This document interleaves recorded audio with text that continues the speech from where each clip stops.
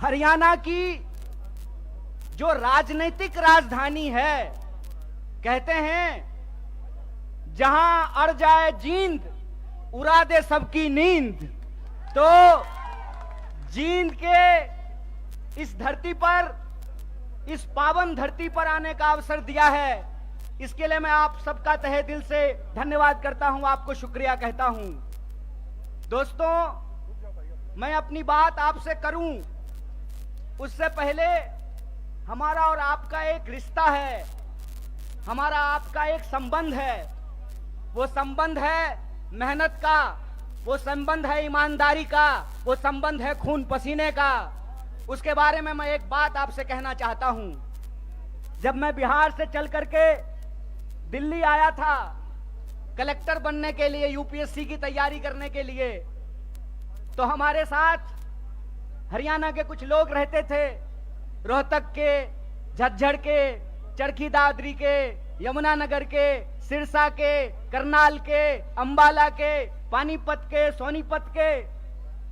उनके साथ रहते हुए हमने हरियाणा के बारे में बहुत कुछ जाना है। एक बार की बात है, हमारे हरियाणा के एक दोस्त ने कहा, भाई कन्हैया रोटी खा ले। तो मैंने कहा, भाई साहब दोपहर का वक्त है, हम लोग रोटी नहीं चावल खाते हैं। तो मेरे हरियाणा के उस दोस्त ने कहा, भाई हम चावल भी खाते हैं तो उसको रोटी खाना ही कहते हैं। भले तू चावल खा ले, लेकिन मैं तो यही कहूंगा रोटी खा ले तू।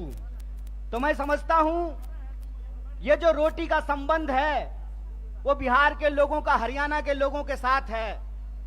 आप जो देश भर के लिए हरियाणा के मेहनती किसान चावल उगाते हैं, हम बिहार वाले उस चावल को बोते हैं, उस चावल को काटते हैं, उस चावल को बोरियों में भरते हैं। इसीलिए हमारा और आपका रिश्ता प्रेम का रिश्ता है, मेहनत का रिश्ता है, ईमानदारी का रिश्ता है, खून पसीने का रिश्ता है।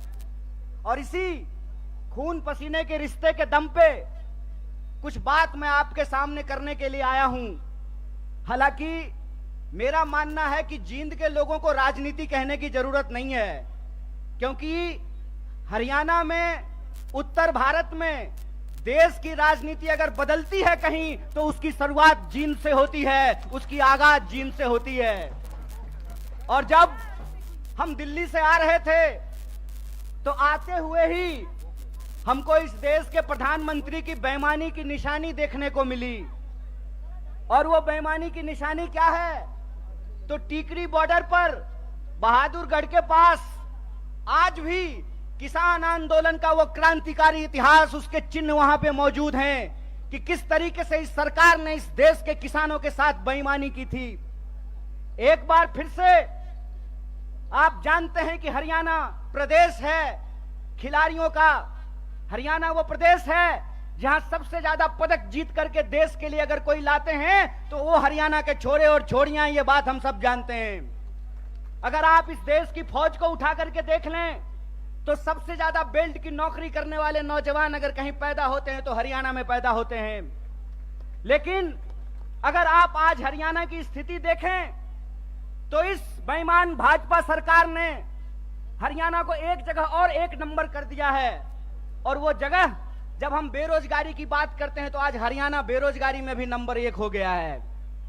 ये जो हरियाणा के अंदर हालात पैदा हुए हैं उसके बारे में अगर कहीं से क्रांतिकारी शुरुआत हो सकती है तो वो धरती जींद है। इसीलिए मैं धरती के तमाम माताओं, बहनों, किसान मजदूर भाइयों और नौजवान साथियों से कहता हूं कि इस ऐतिहासिक शुरुआत को आपको करना पड़ेगा। और आपको ये समझना होगा कि आज हम किस परिस्थिति में जाकर के खड़े हैं।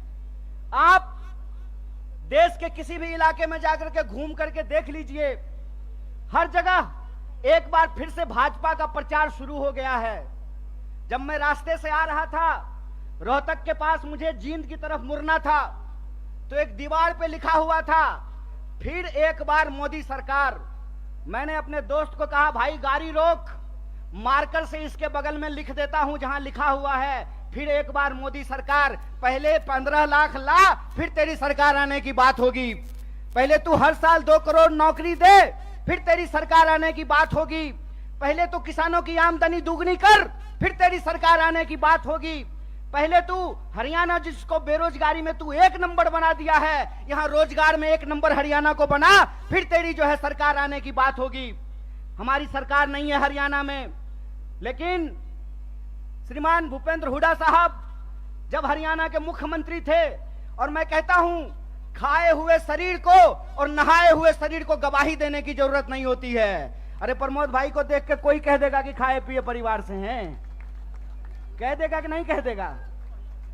तो कहते हैं खाए हुए शरीर और नहाए हुए शरीर को गवाही की जरूरत नहीं होती है। आप बहादुरगढ़ के जितने इंडस्ट्रीज लगे हुए हैं वहां से चलना शुरू कीजिए जींद की तरफ, आपको रास्ते में फुटवियर पार्क मिलेगा। मिलता है कि नहीं मिलता है? एशियन पेंट की फैक्ट्री मिलती है कि नहीं मिलती है? दोनों तरफ छोटे कल कारखाने मिलते हैं कि नहीं मिलते हैं? ये सब हुड्डा साहब का दिया हुआ है। और मैं आपको याद दिलाता हूं, 5 किलो चावल पे खुश मत होना मेरे दोस्तों। आपका हक था कि सबको 100 गज जमीन देने की भी बात है तो इस सरकार से पूछना चाहिए कि जमीन कहां है। भाजपा की बांटने वाली राजनीति को आपको समझना पड़ेगा। आपको यह समझना पड़ेगा कि भाजपा की राजनीति नफरत पे चलती है, भाजपा की राजनीति बेईमानी पे चलती है, भाजपा की राजनीति लोगों को आपस में लड़ा करके लूटने पे चलती है। दरअसल भाजपा का इतिहास इस देश से गद्दारी का इतिहास है। इस बात को याद रखिएगा, इस बात को याद रखिएगा कि भारतीय राष्ट्रीय कांग्रेस महात्मा गांधी की पार्टी है जो हंसते हंसते अपने सीने पे गोली खा लिए थे, और भाजपा का इतिहास नाथूराम गोडसे का इतिहास है। इस बात को याद रखिएगा। और इसीलिए मैं आपको कहता हूं कि जिस तरीके से अंग्रेज हमारे साथ करते थे, फूट डालो और राज करो, उसी तरह से भाजपा आज कर रही है, फूट डाल रही है और इस देश पे राज कर रही है। मैं आपसे एक सवाल पूछना चाहता हूं, आज 10 साल भाजपा की राजनीति को होने को है, 9 साल देश में भाजपा की राजनीति पूरी हो चुकी है। हरियाणा का चुनाव भी लोकसभा चुनाव के वक्त में होता है, लोकसभा चुनाव के ठीक बाद होता है। आज 9 साल पूरे होने को हैं। मैं सवाल आपसे पूछता हूं, और मैं बाहर से आकर के आपको यह बात समझाने वाला नहीं हूं। आपको यह बात अपने सीने पे हाथ रख करके समझना पड़ेगा कि भाजपा यहां आकर के कौन सी राजनीति की शुरुआत की। भाजपा यहां आकर के 35 बिरादरी और 36 बिरादरी करना शुरू किया कि नहीं किया? हाथ उठा करके बताइए, किया कि नहीं किया? किया ना? तो मैं नड्डा से एक सवाल पूछना चाहता हूं, मैं देश के प्रधानमंत्री से एक सवाल पूछना चाहता हूं, मैं जय शाह के पप्पा से एक सवाल पूछना चाहता हूं कि दुष्यंत चौटाला को बगल वाली कुर्सी पर बिठा करके कौन सा 35 बिरादरी 36 बिरादरी कर रहे हो बे? कौन सी 36 बिरादरी 35 बिरादरी कर रहे हो? खेला करते हो? खेला? अरे झूठा, बेईमानी करते हो। मैं आपसे कहता हूं, और आप सोच करके इस बात को बताइए, जहां धर्म होगा वहां हिंदू मुसलमान करेंगे, और जहां मुसलमान नहीं होगा वहां 35 बिरादरी 36 बिरादरी करेंगे। यह मन में आप सोचिए और विचार कीजिए। अगर मैं गलत हूं, निकालो रस्सी, लगाओ फांसी पे।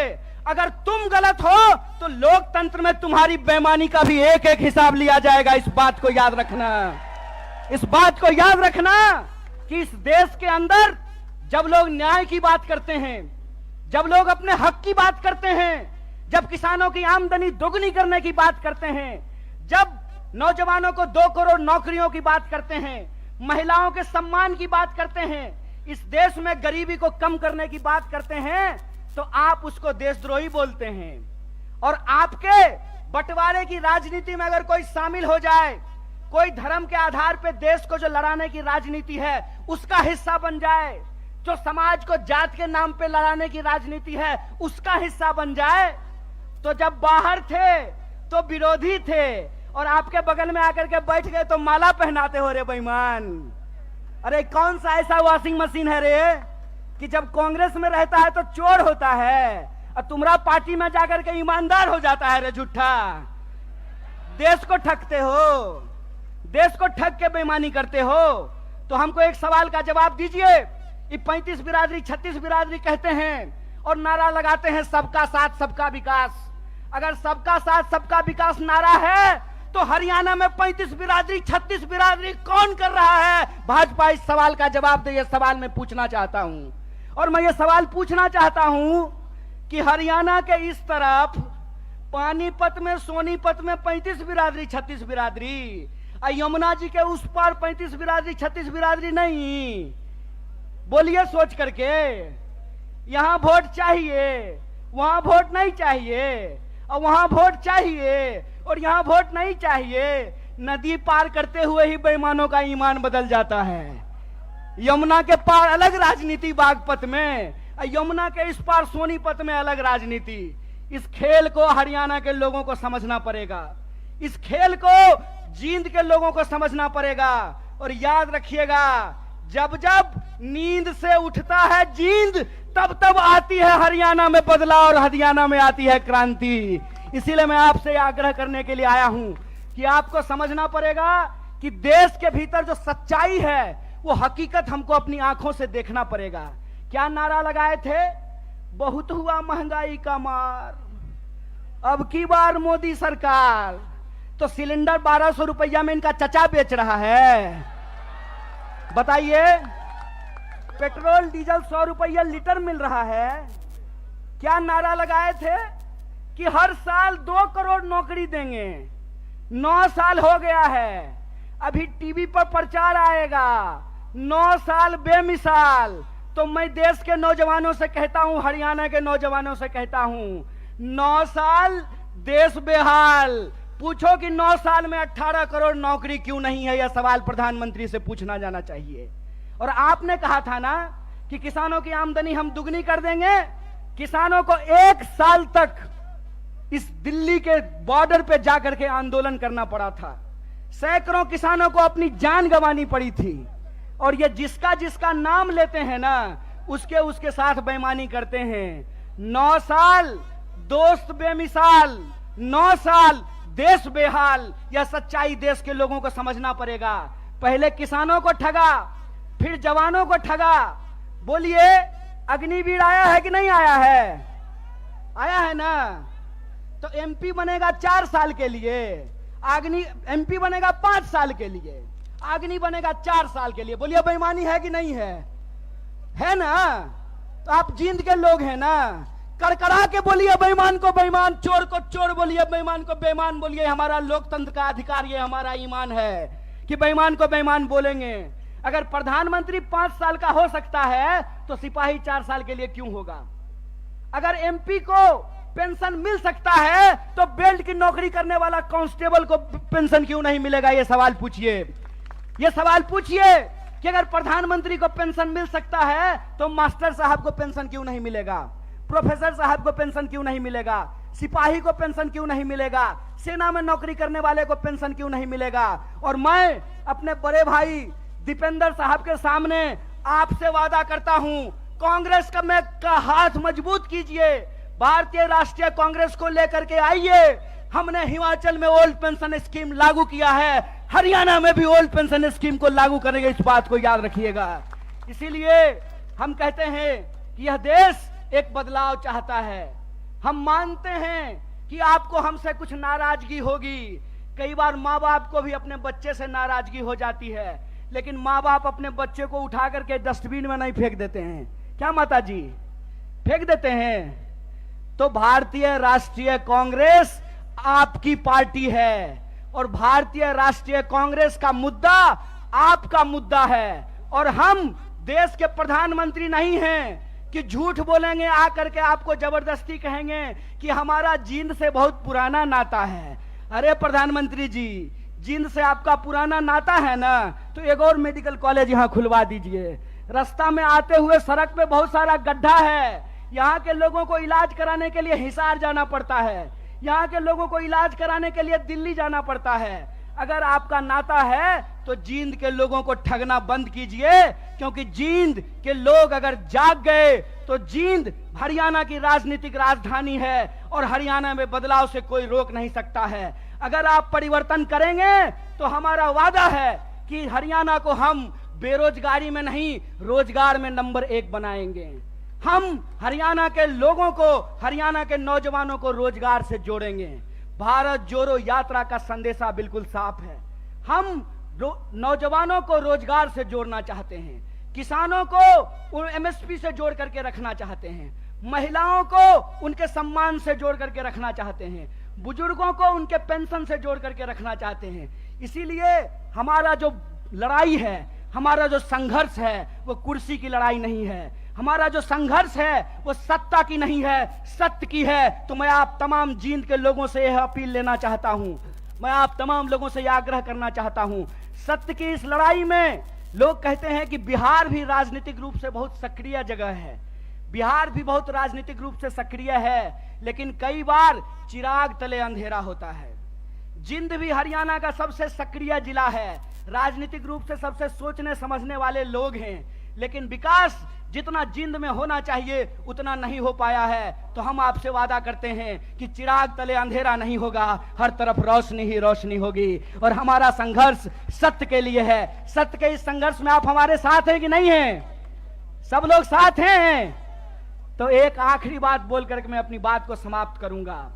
आज 20 मई है, आज हमको दीपेंद्र साहब को भी शपथ ग्रहण समारोह में होना था, लेकिन हमने जींद से वादा किया था, अपने भाई से वादा किया था कि हम जनता के बीच में रहेंगे और सिर्फ कर्नाटक में नहीं, अगली बार हरियाणा के शपथ ग्रहण में शामिल होंगे। ये संकल्प लेकर के जाते हैं।